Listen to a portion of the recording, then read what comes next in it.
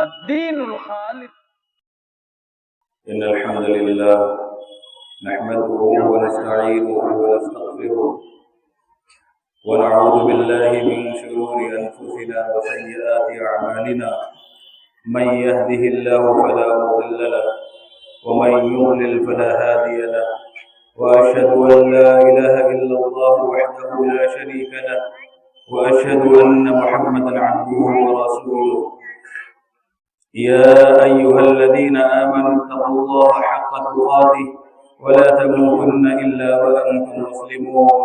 يا أيها الناس اتقوا ربكم الذي خلقكم من نفس واحدة وخلق منها زوجها وبث منهما رجالا كثيرا ونساء واتقوا الله الذي تساءلون به والأرحام إن الله كان عليكم رقيبا. يا أيها الذين آمنوا اتقوا الله وقولوا قولا سديدا يصلح لكم أعمالكم ويغفر لكم ذنوبكم ومن يطع الله ورسوله فقد فاز فوزا عظيما. أما بعد فإن خير الحديث كتاب الله وخير الهدي هدي محمد صلى الله عليه وسلم وشر الأمور محدثاتها وكل محدثة بدعة وكل بدعة ضلالة وكل ضلالة في النار. أعوذ بالله من الشيطان الرجيم. بسم الله الرحمن الرحيم. ولتكملوا العدة ولتكبروا الله على ما هداكم ولعلكم تشكرون. معزز سامعین کرام، دینی اور اسلامی بھائیوں، عزیز نوجوان دوستوں، پیارے بچوں، پردہ نشین، باحیا، غیور اسلامی ماؤں اور بہنوں، آج ماہ شوال کی پہلی تاریخ ہے. آج کا دن اہل اسلام کے لیے فرحت و مسرت کا دن ہے.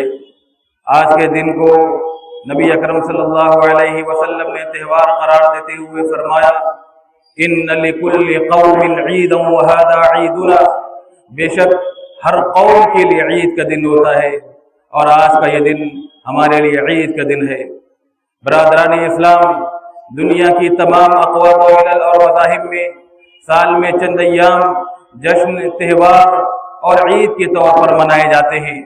یہ الگ بات ہے کہ ہر قوم اور مذہب و ملت کے لوگ اپنے ایام عید کو اپنے اپنے عقائد، تصورات، روایات اور ثقافتی اقدار کے مطابق مناتے ہیں.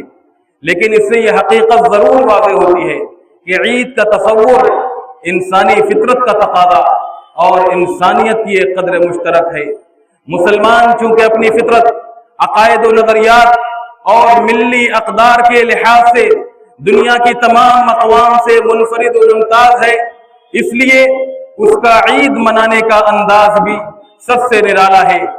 غیر اقوام کی عید دنیا کی رنگینیوں اور رعنائیوں میں کھو جانے، ہر طرح کی بندشوں سے آزاد ہو کر بدمستیوں میں ڈوب جانے، تمام اخلاقی اقدار کو پامال کرنے، نفسانی خواہشات اور سفلی جذبات کو فروغ دینے کا نام ہے. اس کے برعکس اسلام میں عید اتحاد و اخوت کے جذبے سے سرشار ہو کر اللہ رب العزت کی کبریائی و بڑائی بیان کرنے اور اس کی بارگاہ میں سجدہ بندگی اور نذرانے شکر بجا لانے کا نام ہے. اللہ تعالیٰ کا ارشاد ہے: وَلِتُكْمِلُوا الْعِدَّةَ وَلِتُكَبِّرُوا اللَّهَ عَلَى مَا هَدَاكُمْ وَلَعَلَّكُمْ تَشْكُرُونَ. تم روزے کی گنتی پوری کر لو اور روزے پورے کر لینے کی توفیق و ہدایت پر تکبیر کہو اور اللہ کا شکر ادا کرو. اسلامی بھائیوں، خوشی کے اس موقع پر عید کا مقصد اور اس کا پیغام بھی ہمارے پیش نظر رہنا چاہیے کہ ہم انفرادی نہیں بلکہ اجتماعی خوشیاں اخوت و محبت کے ساتھ منائیں. غریبوں کو سہارا فراہم کر کے، ٹوٹے دلوں کو جوڑ کر، روٹھے عزیزوں کو منا کر عید منائیں. نفرتوں اور کدورتوں کو دلوں سے نکال کر بلا تفریق ہر کسی سے ملے. آپسی رنجشوں اور اختلافات کو فراموش کر کے محبت و اخوت اور بھائی چارگی کا پیغام دے. اسلام ہمیں اجتماعیت کا درس دیتا ہے، اجتماعیت کا درس دیتا ہے، خود غرضی کا نہیں. نبی کریم صلی اللہ علیہ وسلم نے ایمان والوں کے آپس کے تعلقات اور اخوت و محبت کو ایک جسم کے مختلف اعضاء سے تشبیہ دیتے ہوئے ارشاد فرمایا مثل المؤمنین فی توادہم وتراحمہم وتعاطفہم مثل الجسد اذا اشتكى منه عضو تداعى له سائر الجسد بالسهر والحمى. ایمان والوں کی آپس کی محبت، رحم دلی اور شفقت کی مثال ایک انسانی جسم جیسی ہے کہ اگر جسم کے کسی حصے میں تکلیف ہوتی ہے، اگر جسم کا کوئی حصہ تکلیف میں مبتلا ہوتا ہے تو وہ تکلیف صرف اسی حصے میں منحصر نہیں رہتی بلکہ اس سے پورا جسم متاثر ہوتا ہے، پورا جسم جاگتا ہے اور بخار اور بے خوابی بھی مبتلا ہو جاتا ہے. بزرگوں اور دوستوں، ہم نے ماہ رمضان کو الوداع کہہ دیا، ہم نے ماہ رمضان کو الوداع کہہ دیا، مگر کوئی مومن اطاعت و فرما برداری اور عبادت و بندگی کو کبھی الوداع نہیں کہتا، بلکہ وہ رمضان کے بعد بھی اپنے رب کے ساتھ اپنے تعلقات کو اسی طرح قائم رکھتا ہے جیسے اس نے ماہ رمضان میں قائم کر رکھا تھا. نیکی کی قبولیت کی علامت یہ بتلائی گئی ہے کہ بندہ اس کے بعد بھی نیکی پر کاربند رہے. اللہ رب العزت کے فرمان وَمَن يَقْتَرِفْ حَسَنَةً نَزِدْ لَهُ فِيهَا حُسْنًا. آیت کریمہ کا ایک مفہوم علماء نے یہ بھی بیان کیا ہے کہ نیکی کے بعد اس کا بدلہ مزید نیکی کی توفیق کی صورت میں ملتا ہے. جس طرح برائی کا بدلہ مزید برائیوں کا ارتکاب ہے. وہ لوگ بڑے ہی برے لوگ ہیں، وہ لوگ بڑے ہی برے لوگ ہیں جو صرف ماہ رمضان ہی میں اللہ تبارک و تعالیٰ کو پہچانتے اور رمضان کے بعد رب ذوالجلال کے توفیق اور رب ذوالجلال کے عبادت سے اس طرح وہ محروم ہو جاتے ہیں کہ پتہ ہی نہیں چلتا کہ رمضان میں انہوں نے عبادت کی. اگر روزہ دار رمضان کے گزرنے کے بعد تلاوت قرآن کو ترک کر دے، تلاوت قرآن کو چھوڑ دے، نماز با جماعت چھوڑ بیٹھے، محرمات کی بے حرمتی کرنے لگے، رشتوں کی حرمتوں کو پامال کرنے لگے، سود کھانے لگے، لوگوں کے اموال لاحق بٹورنے لگے، سنت رسول صلی اللہ علیہ وسلم سے اعراض کرتے ہوئے رسوم و رواج کی پیروی کرنے لگے، کاروبار میں حلال و حرام کا امتیاز نہ کرے، حیلے بازی، دھوکہ دہی اور شب و روز جھوٹ کو اپنا مشغلہ بنا لے، تو سوچنے کی ضرورت ہے کہ اس کے صیام و قیام کا اثر کہاں ہے. ایسی بھوک و پیاس برداشت کرنے اور رات جاگ کر کھڑے ہونے کا کیا فائدہ جس کا ہمارے دلوں پر کوئی اثر ہی مرتب نہ ہو، ہماری کوئی اصلاح نہ ہو، ہمارے نفس کا تزکیہ، ہمارے قلوب کا تصفیہ نہ ہو، ہم اللہ والے نہ بنے، اللہ کے رنگ میں نہ رنگے، تو پھر ایسی عبادتوں کا کیا فائدہ. رسول اللہ صلی اللہ علیہ وسلم نے فرمایا رب صائم لیس له من صیامه الا الجوع ورب قائم لیس له من قیامه الا السار. کتنے روزے دار ایسے ہیں جن کو اپنے روزوں سے بھوک کے سوا کچھ نہیں ملتا، اور کتنے راتوں کو نماز پڑھنے والے ہیں جن کو ان کی نمازوں سے رجگے کے سوا، شب بیداری کے سوا کچھ حاصل نہیں ہوتا. یاد رہے، خیال رہے کہ اللہ رب العالمین کے ہاں عبادت کے نام پر چند حرکات اور محنت و مشقت ہرگز مطلوب نہیں، نہ اللہ رب العالمین کے ہاں پسندیدہ ہے. یہ عبادت کے نام پر رمضان میں آپ نے حرکتیں کر لی، چند محنت و مشقت کے کام کر لیے، یہ اللہ تبارک و تعالیٰ کو مطلوب نہیں، بلکہ اللہ تبارک و تعالیٰ کو جو چیز مطلوب ہے وہ دلوں کی خشیت ہے، وہ اخلاص ہے، وہ للہیت ہے، وہ تقویٰ ہے. اگر یہ نہیں ہے رمضان کے بعد تو پھر ہمارے روزوں کا کوئی مطلب نہیں، ہماری نماز کا کوئی فائدہ نہیں. اس لیے کہ اللہ تبارک و تعالیٰ نے صاف طور پر اعلان کر دیا کہ اللہ تبارک و تعالیٰ کے ہاں نیکی کا اعتبار ہے تقویٰ کے ساتھ، نیکی کا اعتبار ہے خشیت کے ساتھ. نیکی اگر ہے لیکن تقویٰ نہیں ہے، اللہ تبارک و تعالیٰ ایسی نیکی کو قبول نہیں فرماتا. رب تعالیٰ کا فرمان ہے انما یتقبل اللہ من المتقین، کہ اللہ تعالیٰ تو تقویٰ والوں کی نیکیوں کو قبول فرماتا ہے، تقویٰ والوں کی نیکیوں کو قبول فرماتا ہے. میرے بھائیوں، اس نقطے پر غور کیجئے گا اور اس کو پیش نظر رکھ کر رمضان کے بعد زندگی گزاریے گا. انشاءاللہ عبادت پر قائم رہنے میں یہ نقطہ انشاءاللہ ہمارا ممد معاون ثابت ہوگا. اللہ تبارک و تعالیٰ کی توفیق بھی انشاءاللہ ہمیں شامل حال ہوگی. ماں اور بہنوں، فتنوں کے اس دور میں صراط مستقیم، منہج حق اور صحیح عقیدے پر سختی سے قائم رہے۔ آپ بھی نیکی اور پرہیزگاری کی زندگی گزاریں، اپنی عزت و آبرو کے تحفظ کا خیال رکھیں، خوشبو لگا کر اور باریک لباس پہن کر نیم عریاں انداز میں گھر سے باہر نہ نکلے۔ عریانیت دعوت گناہ ہے، عریانیت دعوت گناہ ہے، پردے میں عورت کی عزت ہے۔ اپنے گھروں کو امن و امان کا گہوارہ بنائیں، اپنے شوہروں اور گھر کے بڑوں کی تکریم کریں، اپنی زبانوں کی حفاظت کریں اور اپنے دینی حقوق و فرائض اور ذمہ داریوں کو جو اللہ نے متعین کیے، جو رسول کریم صلی اللہ علیہ وسلم نے بتائیں، ان کو سمجھنے کی کوشش کریں۔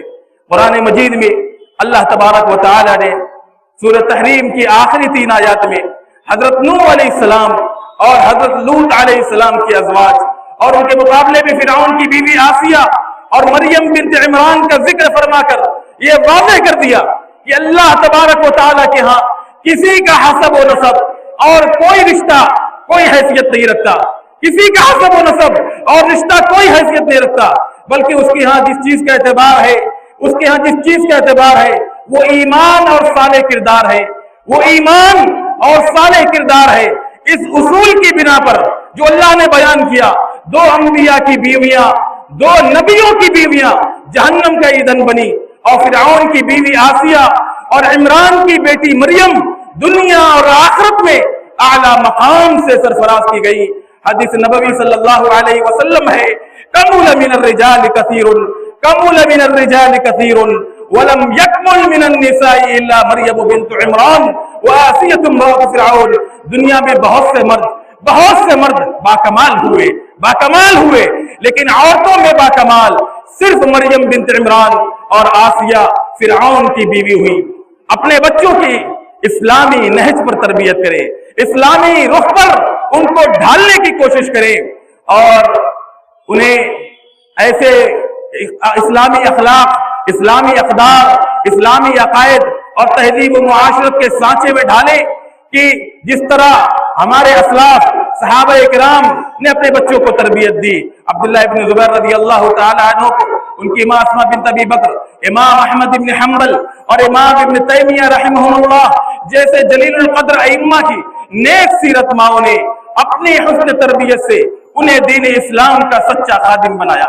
ویسے ہی ہمیں بھی چاہیے کہ اپنے بچوں کی تعلیم و تربیت کی فکر کریں، کیونکہ یہی بچے مستقبل میں قوم کے معمار اور امت کی امیدوں کے مرکز ہوں گے۔ خاندان اور قوم کی اصلاح کا بنیادی اور بہترین طریقہ یہی ہے کہ ہر مسلمان اپنی اصلاح کرنے کے ساتھ ساتھ اپنے اہل خانہ، اپنے گھر والوں اور اپنے بال بچوں کی اصلاح کرتا رہے۔ یہ کام بڑا اہم ہے، یہ کام بہت ہی اہم ہے، بنیادی کام ہے، جس کے لیے انتباہ کے انداز میں رب تعالی نے فرمایا یا ایھا الذین آمنوا قوا انفسکم واہلیکم نارا وقودھا الناس والحجارہ۔ اے ایمان والو، اپنے آپ کو اور اپنے گھر والوں کو اس آگ سے بچاؤ، اس نار سے بچاؤ جس کا ایندھن انسان اور پتھر ہوگے۔ آخر میں عید الفطر کی تقریب سعید کے اس روح پرور ماحول میں ہم اللہ تبارک و تعالیٰ سے دعا ہے الہ العالمین ہمارے روزے نماز اور دیگر عبادات کو قبول فرما لے، ہماری لغزشوں اور خطاؤں کو درگزر فرما دے، ہماری مشکلات کو آسان کر دے۔ الہ العالمین ہمارے جو مسلمان بھائی مریض و بیمار ہیں انہیں شفائے کامل عاجل عطا فرما، جو بھائی کسی بھی قسم کی مصیبت میں گرفتار ہیں ان کے حال پر رحم فرماتے ہوئے انہیں مصائب و مشکلات سے آزاد کر دے۔ ہم میں سے جو لوگ مقروض ہیں انہیں قرض سے نجات دے دے، بے روزگاروں کو حلال روزگار عطا فرما، اور جو برسر روزگار ہیں پروردگار تو ان کے رزق اور ان کے مال میں برکت عطا فرما۔ الہ العالمین ہمارے جو مومن بھائی صاحب ایمان بھائی ہم سے پہلے اس دنیا سے رخصت ہو چکے ہیں، پروردگار تو ان کی مغفرت فرماتے ہوئے ان کا ٹھکانہ جنت الفردوس بنا دے، اور جو لوگ باحیات ہیں انہیں صراط مستقیم پر چلنے کی توفیق عطا فرما۔ الہ العالمین ہمیں امن و اطمینان کی زندگی عطا فرما، ساری ملت اسلامیہ کو عزت و حفاظت عطا فرما، ہماری مساجد و مدارس علماء اور دعات کو اپنے حفظ و امان میں رکھ، اس ملک اور اس شہر بنارس بلکہ سارے عالم کو امن و شانتی کا گہوارہ بنا دے۔ الہ العالمین اسلام دشمن طاقتوں کو نیست و نابود کر دے، اور جو ہمارے اور تیرے دین کے دشمن بنے ہوئے ہیں ان کے عزائم اور منصوبوں کو خاک میں ملا دے۔ جب تک ہمیں اس دنیا میں زندہ رکھ، اسلام کا ترجمان، اسلام کا نمائندہ، اسلام کا سپاہی، اسلام پر عمل کرنے والا بنا کر زندہ رکھ، اور خاتمہ ہو تو ایمان پر ہو۔ اقول قولی هذا واستغفر الله لي ولكم ولسائر المسلمين من كل ذنب فاستغفروه انه هو الغفور الرحيم۔ اعوذ بالله من الشيطان الرجيم، بسم الله الرحمن الرحيم۔ ان الله وملائكته يصلون على النبي يا ايها الذين امنوا صلوا عليه وسلموا تسليما۔ اللهم صل على محمد وعلى ال محمد كما صليت على ابراهيم وعلى ال ابراهيم انك حميد مجيد۔ اللهم بارك على محمد وعلى ال محمد كما باركت على ابراهيم وعلى ال ابراهيم انك حميد مجيد۔ عباد الله رحمكم الله، ان الله يأمر بالعدل والاحسان وايتاء ذي القربى وينهى عن الفحشاء والمنكر والبغي يعظكم لعلكم تذكرون۔ واذكروا الله يذكركم وادعوه يستجب لكم، ولذكر الله تعالى اعلى واولى واعز وجل وتم واكبر۔